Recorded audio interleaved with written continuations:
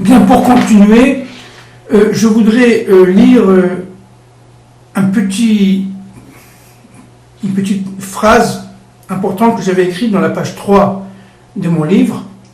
La dynamique de l'histoire, en marche accélérée, place en fait les principaux États acteurs devant une réalité incontournable, Israël.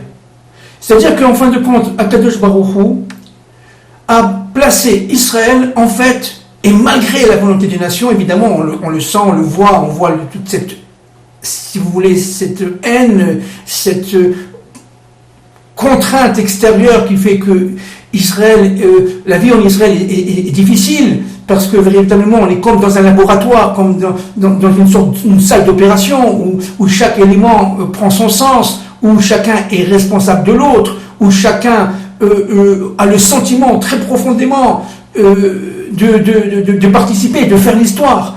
Eh bien, Israël devient une sorte d'État phare, d'État référence, et va devenir véritablement d'État tampon, d'État intermédiaire, instrument entre le Créateur et le reste des nations. Être fossilisé par près de 2000 ans de mépris,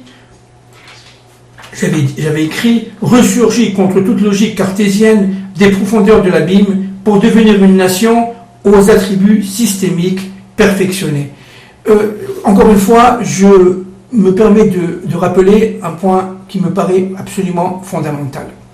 Israël est une nation comme une autre. Elle vit, elle se développe, elle est donc, si vous voulez, les forces de la nature. C'est ce qu'appellent les kabbalistes les forces d'Elohim. Nous sommes ici à Jérusalem et dans tout le pays, vraiment comme à Paris, comme à Los Angeles ou comme partout dans le monde. Seulement, cette force-là d'Elohim qui est présente dans tout, évidemment, l'univers, dans tous les mondes et dans toutes les nations, en Israël se concentre, si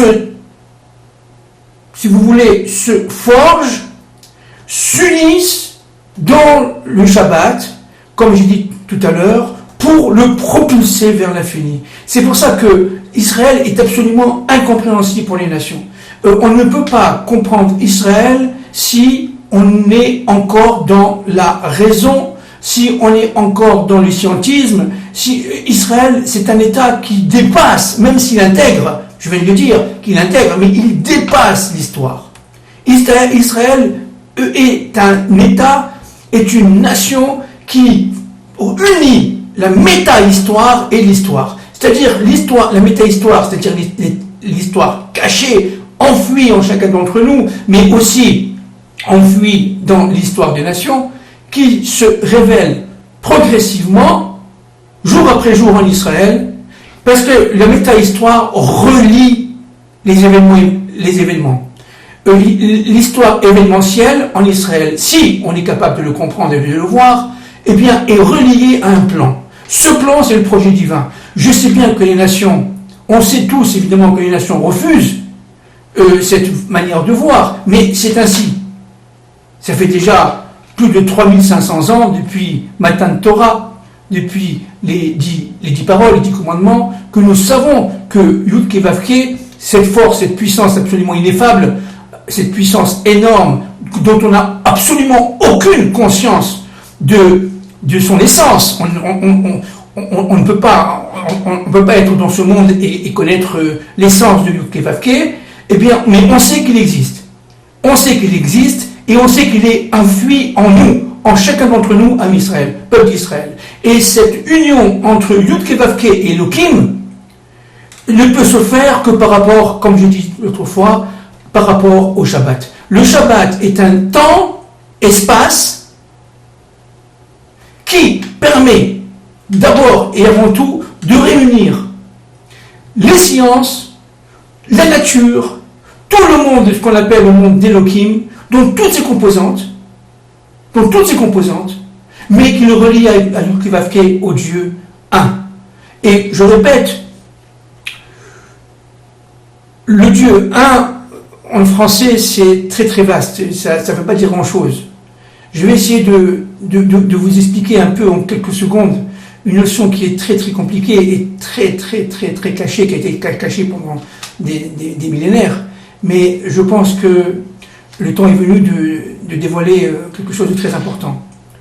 Il ne faut pas mélanger le Yahid et le Echad. Yahid, c'est le Dieu qui est seul, omniprésent, qui est absolument ineffable et qui est un. Mais le Echad, c'est en fin de compte la réalisation dans notre monde de cette unité de Dieu. Vous comprenez? La réalisation dans notre temps, durant toute l'histoire, de la présence unique du Dieu un. C'est pour ça qu'on ne dit pas Shema Israël Hashem Yahid, Hashem Yahid, on dit Shema Israël Hashem Elokeinu Hashem Echad. Pourquoi? Parce que dans le mot Elokeinu, c'est évidemment le mot d'Elohim, c'est pluriel. Notre Dieu qui se Elokeinu, c'est-à-dire qui se révèle, on peut dire qu'il se révèle, oui c'est un mot juste, qui se révèle dans notre monde sous toutes ses formes des sciences, d'histoire et tout ce que vous voulez, tous les systèmes de pensée, mais aussi ou Echad. Ça veut dire qu'il y a cette force méta-historique, qui dépasse toutes les sciences, qui dépasse le temps et l'espace, et qui est intégrée dans notre monde, mais d'une manière complètement cachée. Et le but d'Israël, c'est de dévoiler dans le monde d'Elohim, Yudke Vavke. Et ça, c'est le monde du Mashiach ben David.